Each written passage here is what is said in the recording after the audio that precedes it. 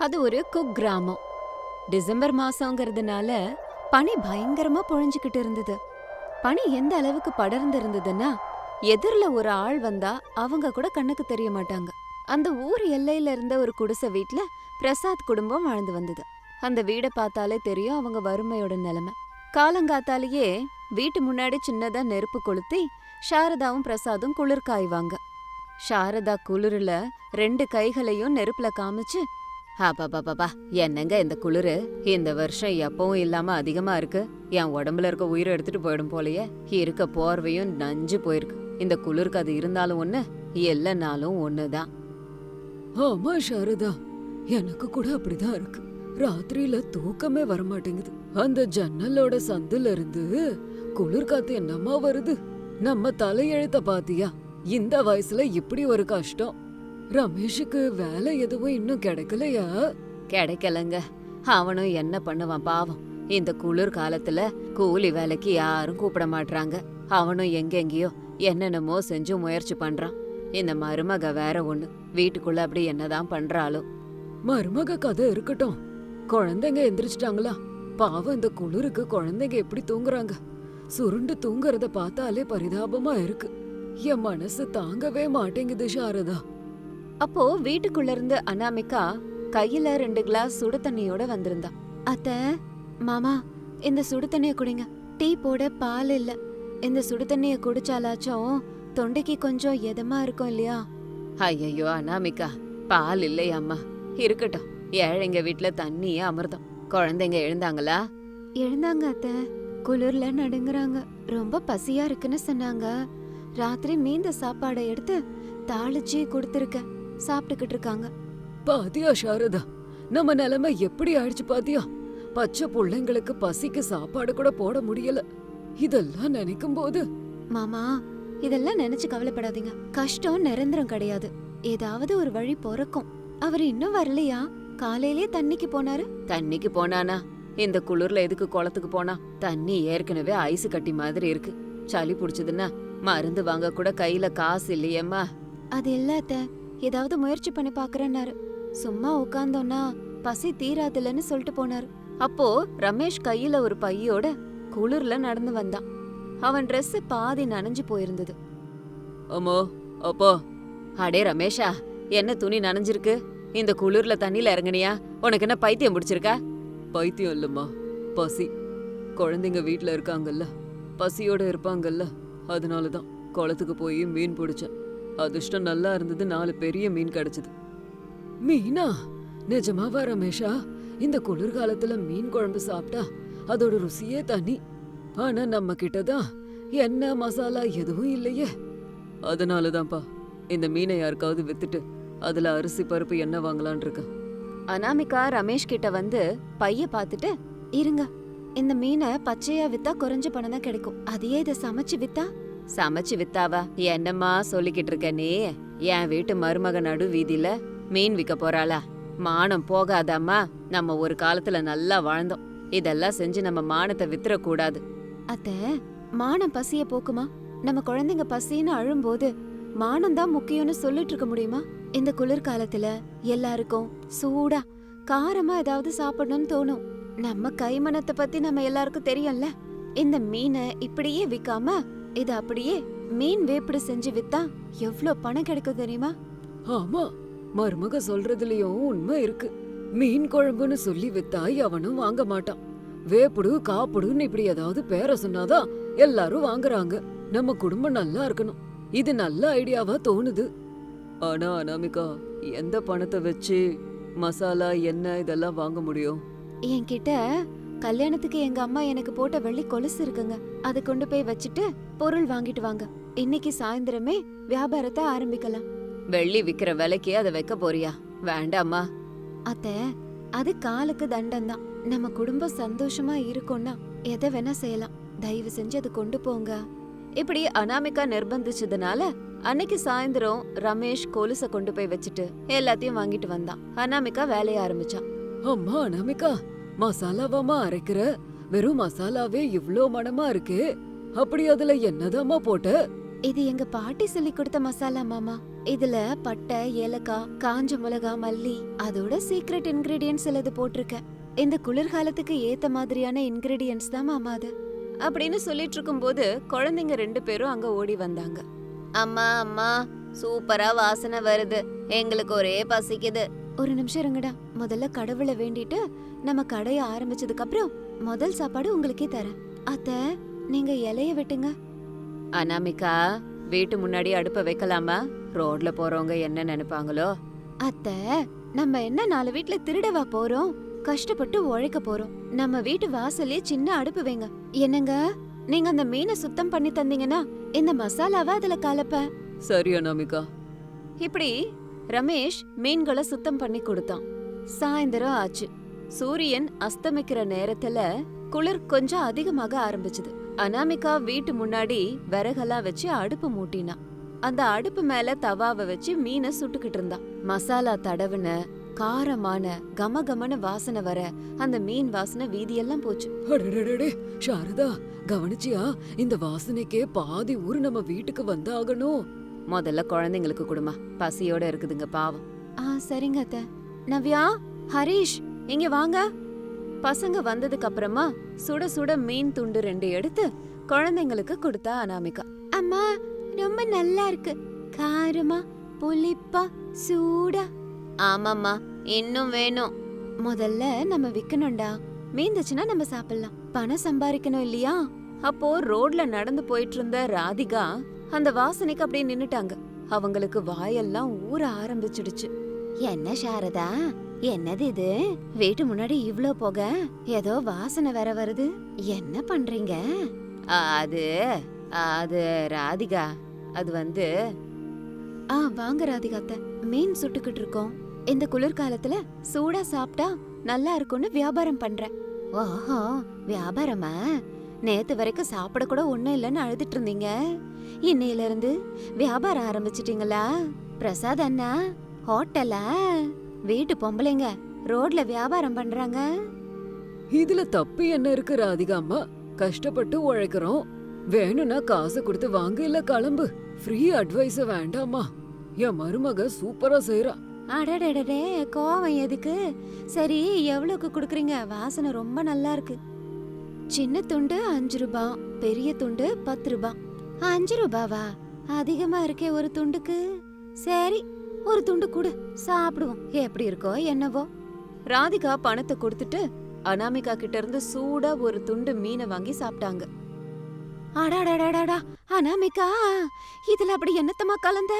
நாக்குல சுர்ருன்னு ஏறுதே. சாப்பிடும்போது இது போதாதுன்னு தோணுதே. ரொம்ப நல்லா இருக்கு. நிஜமாவாமா ராதிகா? நல்லா இருக்கா?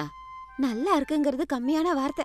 இந்த குளிர்ல இத சாப்பிடும்போது சொர்க்கமே கண்ணுக்கு தெரியுது. இன்னும் 2-3 துண்டை கட்டுமா, என் வீட்டு கிழவனுக்கு வாங்கிட்டு போய் கொடுக்கறேன். சளி வந்து சாகரம் அந்த ஆளு, இத சாப்பிட்டா தெம்பாயிடுவான் அப்படின்னு சொன்னதும் அனாமிகா பேப்பர்ல மடிச்சு அவங்களுக்கு கொடுத்தா. ராதிகா அங்க எங்கன்னு இந்த விஷயத்த எல்லார்கிட்டயும் சொல்ல, அந்த வாசனை காத்து வழியா எல்லார்கிட்டயும் போக, அங்கிருந்து ஒவ்வொருத்தவங்களா பிரசாதோட வீட்டுக்கு வர ஆரம்பிச்சாங்க. கொஞ்ச நேரத்திலேயே அவங்க வீட்டு முன்னாடி ரேஷன் கடையில நிக்கிற மாதிரி கியூ நின்னுச்சு. ரமேஷ் எல்லாருக்கும் மீன் துண்டுகளை கொடுத்துக்கிட்டு இருந்தான். சாரதா பணத்தை வாங்கிக்கிட்டு இருந்தாங்க. பிரசாத் வந்த எல்லார்கிட்டயும் பேசிக்கிட்டு உற்சாகமா இருந்தாரு. அப்ப அந்த ஊரோட பெரிய மனுஷன் விவசாயி வந்திருந்தாரு. சோமு சாப்பாடு பிரியர். என்னப்பா, என்ன பிரசாத், இங்க ஒரே கோலாகலமா இருக்கு. வாசனை எங்க வீட்டு கதவை தட்டுதே. அடடே சோமசுந்தரம், வாப்பா. என் வீட்டு மருமக புதுசா மீன் வேப்புடு செய்யறா. ஒரு தடவை சாப்பிட்டு பாருங்க, உங்க சொத்தையே எழுதி வச்சிடுவீங்க. அவ்வளோ ருசியா இருக்குங்கிறியா?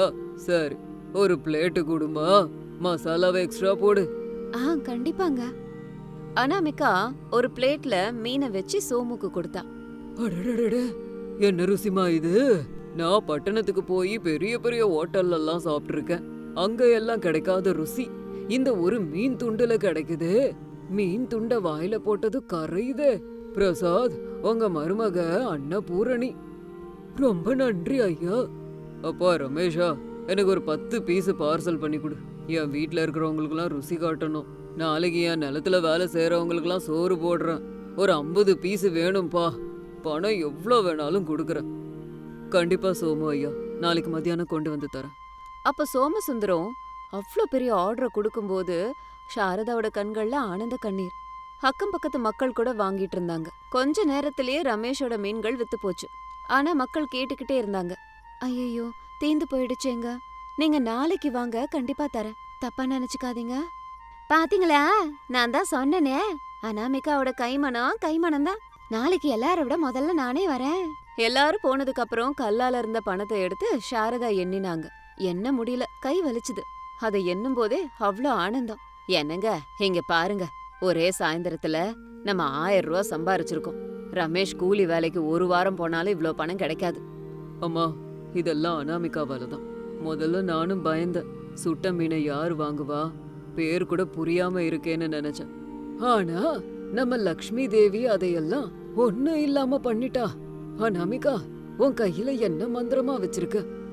அதெல்லாம் இல்ல மாமா, இது எல்லாரோட கஷ்டம். முதல்ல இந்த பணத்துல உங்களுக்கு, அத்தைக்கு, குழந்தைங்களுக்கு எல்லாருக்கும் போர்வை வாங்கணும். நாளையில இருந்து இன்னும் பெரிய அளவுல வியாபாரம் பண்ணணும். அம்மா அனாமிகா, முதல்ல கொஞ்சம் பயந்தேன். ஆனா இப்போ கஷ்டப்பட்டு உழைக்கிறதுல தப்பு இல்லைன்னு புரிய வச்சுட்டேன். ரொம்ப நன்றிமா. இனிமே உனக்கு நானும் உதவி பண்றேன். நாளைக்கு மசாலாவை நான் அரைக்கிறேன். நானு மீனை கழுவுறதுல உதவி பண்றேம்மா. நான் காலையிலேயே போய் பெரிய வலை போட்டு நல்ல மீன்களை பிடிச்சிட்டு வரேன். சரிங்க அத்தை. 4 மீன் துண்டுகளை நான் எடுத்து வச்சிருக்கேன். எல்லாரும் சேர்ந்து சாப்பிடுவோம். எல்லாரும் வாசல்லே உட்காந்துக்கிட்டு நெருப்பு கொளுத்தி வச்சு குளிர் காஞ்சுக்கிட்டே அந்த மீனை ருசிச்சு சாப்பிட்டாங்க. அனாமிகாவோட மீன் வியாபாரம் கொஞ்ச நாள்லயே பெரிய வளர்ச்சி அடைஞ்சது. நாளுக்கு நாள் மக்களோட வருகை அதிகமாச்சு. இது எல்லாத்தையும் பார்த்து பக்கத்து வீட்டு பத்மா கண்ணை வச்சுட்டாங்க. அந்த அம்மாக்கு கூட பணம் சம்பாதிக்கணுங்கிற ஆசை வந்துருச்சு. பத்மா தன்னோட புருஷன்கிட்ட, என்னங்க பாத்தீங்களா, எதிர் வீட்டு பிரசாதோட மருமக மீனை வித்து பணம் சம்பாரிச்சிட்டு இருக்கா. நமக்கு என்ன குறை, நம்மளும் நாளையில இருந்து பஜ்ஜி வண்டி போடுவோம். இந்த குளிர்ல பஜ்ஜி கூட எல்லாரும் சாப்பிடுவாங்க. அது என்னவோ, அவ கையில மகிமை இருக்கு, சாப்பிடுவாங்க. உன் கையில என்ன இருக்கு? வாய மூடுங்க. நான் சமைச்சேன்னா ஊரே வந்து சாப்பிடும். பாத்துட்டே இருங்க. மறுநாள் காலையில அனாமிகா மீன் வேப்புடு செஞ்சு விக்கும்போது பத்மா அவங்க வீட்டு வாசல்ல பஜ்ஜி போட்டாங்க. சத்தம் போட்டு மக்களை கூப்பிட்டுக்கிட்டு இருந்தாங்க. வாங்கப்பா வாங்க, சுட சுட மிளகா பஜ்ஜி, வெங்காய பஜ்ஜி, உருளைக்கிழங்கு பஜ்ஜி எல்லாம் இருக்கு. என்னங்க பாத்தீங்களா, பத்மா அத்தை கூட வியாபாரம் பண்றாங்க. நல்லதுதான். அப்போ அத கேட்ட சாரதா அனாமிகா கிட்ட, என்னம்மா நல்லதுங்கிற, நம்ம கிட்ட வர்ற ஜனங்களை பறிக்கதான் அவ அப்படி பண்ணிருக்கா.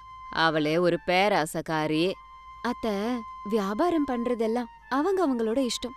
நம்ம பொருள் தரமா இருக்கும்போது பயப்பட வேண்டிய அவசியம் இல்ல. அந்த சமயத்துல சில பேரு புதுசா ட்ரை பண்ணலான்னு சொல்லி பத்மா கிட்ட வந்தாங்க. ஆனா அவங்களோட பஜ்ஜியில ருசியே இல்ல. மாவு ரொம்ப அதிகமா இருந்தது. பீசஸ் ரொம்ப மெலிசா இருந்தது.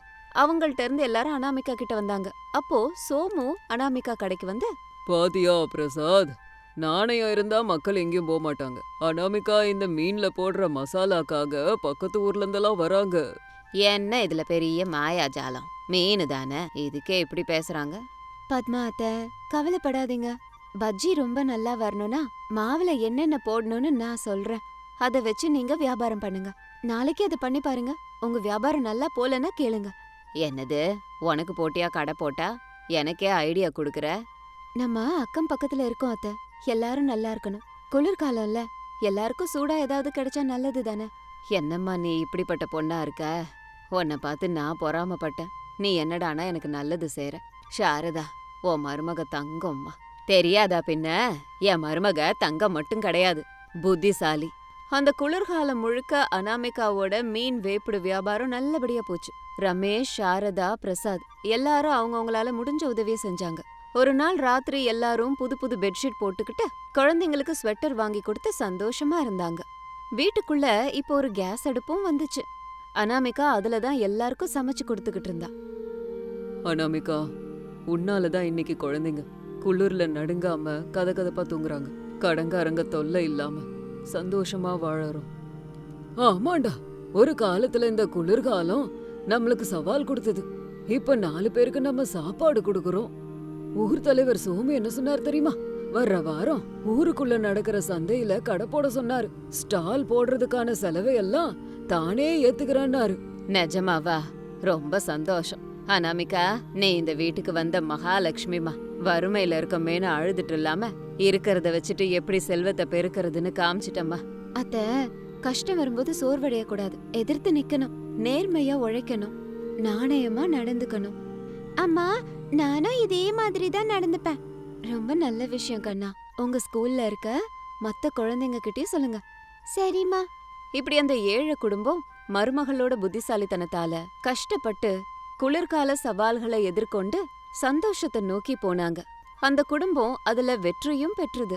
ஊர் மக்களுக்கு கூட வறுமையில சோர்ந்து போகாம எதிர்த்து நில்லுங்க அப்படின்னு சொன்ன அனாமிகா. இது இன்னைக்கு ஸ்டோரி. இன்னொரு ஸ்டோரியோட உங்களை மறுபடியும் மீட் பண்றேன். பாய். பிரசாத் வீட்ல எந்த பண்டிகையா இருந்தாலும் ஒரு உற்சவம் மாதிரி நடக்கும். அதுக்கு காரணம் பிரசாதோட 3 மருமகள்கள். அவங்க வந்ததுக்கு அப்புறமா பிரசாத் வீடு கலர்ஃபுல்லா மாறுச்சு. அனாமிகா வந்ததும் பொறுப்பா நடந்த வீடு, அவனி வந்ததும் ஃபேஷனபிள் ஆச்சு, அஞ்சலி வந்ததும் குறும்புத்தனமாச்சு. ஹோலி அன்னைக்கு அனாமிகாவோட பரபரப்பை பார்த்தாலே பண்டிகை ஸ்டார்ட் ஆன மாதிரி தெரிஞ்சுது. காலையிலே எழுந்திருச்சு வழக்கம் போல வீட்டு வேலையை பார்த்தா அனாமிகா. ஏம்மா அனாமிகா, இன்னும் வெடியல, அதுக்குள்ள வாசல் வேலையெல்லாம் முடிச்சிட்டியா? இன்னைக்கு ஹோலி பண்டிகைல அத்த, கலர் எல்லாம் பயன்படுத்தணும். நம்ம வாசல பார்த்து எல்லாரும் மூக்கல விரல் வைக்கணும். அதுக்கு பெரிய கோலம் போட்டு நல்லா கலர் கொடுத்தேன் பாருங்க. இப்பதான் மாமாக்கு பிடிச்ச இஞ்சி டீய காய்ச்சி வச்சிருக்கேன். அம்மா அனாமிகா, நம்ம வீட்டு மேல உனக்கு எவ்ளோ பொறுப்புமா. உன் கையால இஞ்சி டீ குடிக்கலன்னா எனக்கு நாள் போறதில்ல. ஷாரதா, பாத்தியா நம்ம பெரிய மருமகளை எவ்ளோ நல்லபடியா வேலை பாக்குறான்னு. சரி, மத்த மருமகளுங்க என்ன பண்றாங்க? அந்த அவன் இருக்காளே, வண்ணம் பூசுனா சருமம் பாழாயிடும்னு முகத்துக்கு 10 விதமான கிரீமை பூசிக்கிட்டு லேட்டா தான் தூங்கினா. இந்த அஞ்சலி ராத்திரி முழுக்க போன்ல ட்ரெண்டிங் ஹோலி பாட்டு எதுன்னு தேடிக்கிட்டே இருந்தா. அவங்க எங்க எந்திரிக்க போறாங்க? அவங்கள ஒன்னும் சொல்லாதீங்க அத்தை. கொஞ்ச நாளா அவங்க கூட காலையில எழுந்திருச்சு அப்பப்ப வேலையெல்லாம் செய்யறாங்க. அவனி அவளோட ஸ்கின் கேரை பத்தி பிளான் பண்ணிக்கிட்டு இருக்கான். அஞ்சலி தன்னோட வீட்டு ஹோலி பண்டிகையை உலகத்துக்கு காமிக்கணும்னு நினைக்கிறா. அவங்க எழுந்திருக்கலன்னா கொஞ்ச நேரம் கழிச்சு நானே போய் அவங்க 2 பேரையும் எழுப்புறேன். கொஞ்ச நேரம் ஆனதுக்கு அப்புறம் 2 பேரும் தூங்கிக்கிட்டே இருந்தாங்க. அனாமிகா போய் அவனியோட கதவை தட்டினா. அவனி மூஞ்சில மஞ்சள்ல செஞ்ச ஏதோ பேக்க போட்டுட்டு இருந்தா. அக்கா ப்ளீஸ், யாரும் என்னோட ரூமுக்கு கலரோட வந்துடாதீங்க. நான் ஆல்ரெடி உடம்புக்கு கோல் பிரஸ் கோகனட் ஆயில், மூஞ்சுக்கு ப்ரொடெக்டிவ் சீரம் போட்டிருக்கேன். அந்த கெமிக்கல் கலரு என் ஸ்கின் பேரியரை பாழாக்கிடும். அவனி, இதுக்கே இப்படி பயந்தா எப்படி? மாமா நேத்து தானே நம்ம வீட்ல பூக்களால நிறைய வண்ணங்களை தயார் பண்ணாரு. அது முகத்துக்கு பொலிவை தான் கொடுக்குமே தவிர வேற எதுவும் பண்ணாது. சரி வா, முதல்ல அந்த பேக்க கழுவிட்டு வா. அதுக்கப்புறமா அனாமிகா அஞ்சலியோட ரூமுக்கு போனா. அவ அப்ப எழுந்திருச்சு ஏதோ டான்ஸ் பிராக்டிஸ் பண்ணிட்டு இருந்தா. அக்கா, ஹாப்பி ஹோலி. பாத்தியா, இந்த வருஷம் ஹோலிக்கு நான் டான்ஸ் ஆட பிராக்டிஸ் பண்றேன். சாதாரணமா இல்ல, ஸ்பெஷல் வெர்ஷன். நான் அவனி அக்கா சேர்ந்து டான்ஸ் ஆடணும். அத நான் வீடியோ எடுத்து இன்ஸ்டாகிராம்ல போடணும். நிறைய லைக்ஸ் வரும். அஞ்சலி, அத்தை நமக்காக பிரசாதம் ரெடி பண்ணிக்கிட்டு இருக்காங்க. குளிச்சுட்டு வாமா. முதல்ல நம்ம பூஜை பண்ணணும். பூஜை பண்ணதுக்கு அப்புறம் என்ன டான்ஸ் வேணாலும் ஆடலாம். கொஞ்ச நேரத்துல ஹால்ல எல்லாரும் சாப்பிடுறதுக்காக வந்து உட்கார்ந்தாங்க. ரமேஷ், சுரேஷ், அருண் 3 பேரும் ஹோலிக்காக வெள்ளை சட்டை பேண்ட போட்டுட்டு வந்து உட்கார்ந்திருந்தாங்க. அப்பா, இன்னைக்கு நம்ம ஊர் மொத்தத்துக்கும் நம்ம வீடு தான் சென்டர் ஆஃப் அட்ராக்ஷன் ஆகணும். நம்ம வீட்டுக்கிட்ட ஹோலி விளையாட வாங்கன்னு எல்லாருக்கும் நான் ஃபோன் பண்ணி சொல்லியிருக்கேன். அவனி, ஹோலிக்காக நீ ரொம்ப ப்ரிப்பேர்டா இருக்கல்ல. நீ எந்த கலரையும் நினைச்சு கவலைப்படவே தேவையில்லை. ஆனா உன் மேக்கப்பை பார்த்து தான் எல்லாரும் பயந்துருவாங்க. என் மேக்கப்பை பார்த்து உனக்கு கிண்டலா இருக்கா? கலர்னால நாளைக்கு என் ஃபேஸ்க்கு ஏதாவது ஆச்சு, நீ தான் ஹாஸ்பிட்டலுக்கு கூட்டிட்டு அலையணும். அனாமிகா அக்கா, எனக்கு ஒரு டார்க் கலர் பழைய புடவை கொடுக்குறியா? கலர் பட்டா என் புது ட்ரெஸ் எல்லாம் பாழாயிடும். என்ன பழைய புடவைங்கிற? இன்னைக்கு நம்ம ஒயிட் ட்ரெஸ் போடணும். அப்பதானே நம்ம ட்ரெஸ்ல கலர் எல்லாம் ஹைலைட் ஆகும். அதனாலதான் நான் அருணுக்கு ஒயிட் குர்தா வாங்கி கொடுத்தேன். கலர் பூசுறதுனால எனக்கு ஒன்றும் இல்லை அஞ்சலி. ஆனா கலரை பூசும்போது போனை மட்டும் நீ வச்சுக்கோ. என்ன மாதிரியே என் போனையும் தண்ணியில போட்டு முக்கிறாத. இதுக்கு முன்னாடி ஒரு ஆக்சிடென்ட்ல அப்படி ஆச்சு. திரும்ப திரும்ப வா செய்வாங்க. உன் போனுக்கு வாட்டர் ப்ரூஃப் கவர் கூட வாங்கி இருக்கேன். சரிம்மா, பேச்செல்லாம் போதும். அனாமிகா, அந்த கலரை கொண்டு வந்து வீட்ல பூஜையில வச்சுட்டு கொண்டாட்டத்தை ஆரம்பிப்போம். கொஞ்ச நேரம் போனதுக்கு அப்புறமா தோட்டத்துல ஹோலி ஏற்பாடு நடந்தது. பெரிய பித்தளை தாம்பலத்துல மஞ்சள், சிகப்பு, ரோஸ் கலர் இருந்தது. ஒரு பெரிய பக்கெட்ல மஞ்சள் கலர் பூ தண்ணி இருந்தது. அனாமிகா முதல்ல பிரசாதுக்கு பொட்டு வச்சு ஹோலிய ஆரம்பிச்சா. மாமா, ஹோலி நல்வாழ்த்துக்கள். இந்த மாதிரி ஹோலி பண்டிகை நம்ம வாழ்க்கையில வண்ணத்தையும் சந்தோஷத்தையும் கொண்டு வரணும். பிரசாத் அனாமிகாவை மனசார ஆசீர்வாதம் பண்ணாரு. அதுக்கப்புறம் ஹோலி பண்டிகை ரொம்ப உற்சாகமா ஆரம்பமாச்சு. சாரதா, எங்கம்மா ஒளிஞ்சிட்டு இருக்க? இங்க வா. என்னங்க, என் மேலெல்லாம் கலரை பூசாதீங்க. நான் கிச்சனுக்கு போயே வேலை பார்த்தாகணும். என் புடவையில அந்த கலர் பிடிச்சுக்கிட்டா அது போறது ரொம்ப கஷ்டம். அத்தை, சமையலை நாங்க பாத்துக்கிறோம். இன்னைக்கு நீங்க மாமாவோட சேர்ந்து ஹோலிய கொண்டாடுங்க. அப்போ அனாமிகா சாரதோட முகத்துல கலர் பூசினா. அப்போ அஞ்சலி பீ பீ பீன்னு சவுண்ட் கொடுத்துக்கிட்டு ஒரு கலர் பம்ப கொண்டு வந்து கலர் அடிச்சா. ஹாப்பி ஹோலி ஃபேமிலி, ரெடி 1 2 3 கோ. அஞ்சலி அந்த தண்ணிய அருண் சுரேஷ் மேல அடிச்சா. அருண் தொப்ப கட்டையா நனைஞ்சு போனான். சுரேஷ் அவனி பின்னாடி போய் நின்னுக்கிட்டான். அஞ்சலி, நோ நோ நோ நோ, என்னோட ஃபேஸ்ல மட்டும் கலர் அடிக்காத ப்ளீஸ். சாரி அக்கா, ஹோலில அதெல்லாம் பார்க்க மாட்டோம். உனக்கு வேணும்னா ஃபேஸ நல்லா கவர் பண்ணிக்கோ, ஆனா நான் நிறுத்த மாட்டேன்பா. அவனி அங்கிருந்து போகும்போது சுரேஷ் அவளை பிடிச்சிட்டு கன்னத்துல கலர் பூசினான். அவனி, பாத்தியா உன் கண்ணம் ரோஸா இருந்தா எப்படி இருக்குன்னு? இந்த பிங்க் கலர் உன் ஃபேஸ்க்கு அழகா இருக்கு. ஓ சுரேஷ், நீயும் இன்னும் இப்படி எல்லாம் விளையாடுற? சரி, இந்த மஞ்சள் கலரு உனக்கு அழக கொடுக்குதான்னு நான் பாக்குறேன் அப்படின்னு சுரேஷோட கன்னத்துல மஞ்சள் கலரை பூசினான். இப்படி வீட்ல இருக்க எல்லாரும் ஹோலி கொண்டாடும் போது அந்த வீடே வண்ணமயமா மாறுச்சு. ரமேஷ் அனாமிகா மேல பூ தண்ணிய தெளிச்சு சந்தோஷமா இருந்தாங்க. அஞ்சலி ரீல்ஸ்க்காக எல்லாரையும் விதவிதமான போஸ் கொடுக்க சொல்லி வீடியோ எடுத்தான். கொஞ்ச நேரம் கழிச்சு ஊர் மக்கள் பிரசாதோட வீட்டுக்கு வந்தாங்க. ஊர் மக்களும் வந்ததுனால பிரசாத் வீடு பாட்டு சத்தத்திலயும் டான்ஸ் ஆட்டத்திலயும் கலகலன்னு இருந்துச்சு. பிரசாத் ஐயா, உங்க 3 மருமகள்களும் சேர்ந்து இந்த கோலி பண்டிகைய கொளுத்திட்டாங்க. அனாமிகா சமையல் செஞ்சா உங்க மத்த மருமகளுங்க இங்க கொண்டாட்டம் போடுறாங்க. ஆமா ரமணா, என் 3 மருமகள்களும் என் வீட்டுக்கு 3 விளக்குங்க. சரி வாங்க, ஹோலி பண்டிகைய கொண்டாடுவோம். அக்கா, நிறைய பேர் வந்துட்டாங்க. இந்த கலருக்கு என் ஸ்கின்னுக்கு ரேஷஸ் வந்துருமோன்னு தோணுது. நான் உள்ள போய் ஃபேஸ் மட்டும் வாஷ் பண்ணிக்கிறேன். என்ன அவனே, இப்பவே போனா நல்லா இருக்காது. இந்த ஆலோவேரா ஜெல்ல போட்டுக்கோ. இது கலர் பூசுறதுல வர்ற எரிச்சலை குறைக்கும். பண்டிகை முடிஞ்சதுக்கு அப்புறம் போய் குளிக்க செய்யலாம். அவனி அக்கா, அனாமிகா அக்கா, அத்தைய டான்ஸ் ஆட சொல்லி கேட்டா ஆட மாட்டேங்கிறாங்க. நீங்க சொன்னாதான் அவங்க கேப்பாங்க. அத்தை வாங்க, உங்க மருமகளுங்க இருக்காங்கல்ல, நீங்க ஒரு சின்ன ஸ்டெப் போட்டா போதும். அஞ்சலி பாத்துப்பா. சரிம்மா. அஞ்சலி, மியூசிக்க போடுமா. அஞ்சலி மியூசிக் போட்டதும் சாரதா டான்ஸ் பண்ண ஆரம்பிச்சிட்டாங்க. சாரதா டான்ஸ் ஆட ஆரம்பிச்சதும் எல்லாரும் விசில் அடிக்க ஆரம்பிச்சாங்க. அஞ்சலி இது எல்லாத்தையும் வீடியோ எடுத்து ரொம்ப சந்தோஷப்பட்டா.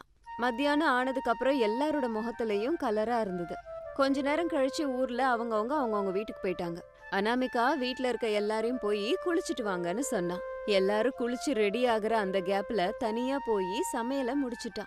கொஞ்ச நேரம் கழிச்சு அவனை குளிச்சுட்டு கிச்சனுக்குள்ள வந்து பார்த்தான். தேங்க்யூ அக்கா, நீ சொன்ன மாதிரி நான் அந்த ஜெல்ல தடவந்தனால ஸ்கின்ல இருந்த கலர் எல்லாம் போயிடுச்சு. இப்பதான் கண்ணாடியிலயும் பாத்துட்டு வந்தேன். என்னோட ஸ்கின்னு இன்னும் க்ளோவா தான் இருக்கு. அக்கா, நான் உங்களுக்கு ஏதாவது ஹெல்ப் பண்ணணுமா?